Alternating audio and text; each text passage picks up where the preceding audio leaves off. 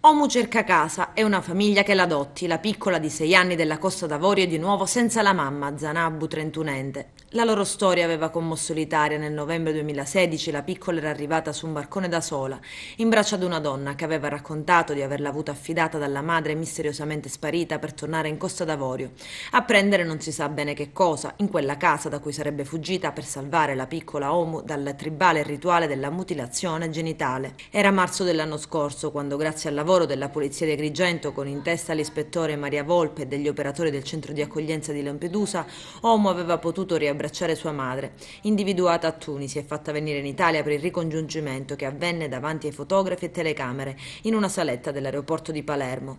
E la donna in lacrime aveva detto: «Grazie di avermi restituito mia figlia, ero tornata a casa per prendere dei soldi, affidandola ad un'amica, ma quando sono tornata non le ho più viste, si erano già imbarcate». Madre e figlia vivevano nel Palermitano, in una comunità specializzata nell'accoglienza di donne sole e bambini. Adesso la mamma se n'è andata di nuovo e questa volta senza un perché. Si è trasferita, si limita a dire il presidente del Tribunale dei minori di Palermo, che ha aperto un fascicolo avviando la procedura per l'adozione della bambina. Da tempo Zanabu scalpitava per andare via. Diceva di voler lasciare Palermo, ma non poteva farlo portando la bambina con sé senza che prima le procedure giudiziarie avessero fatto il loro corso.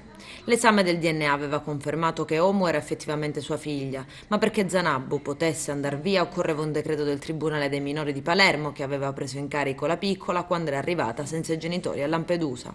E queste cose, si sa, non sono mai brevi. La bimba è accudita in comunità in attesa di avere adesso una nuova famiglia.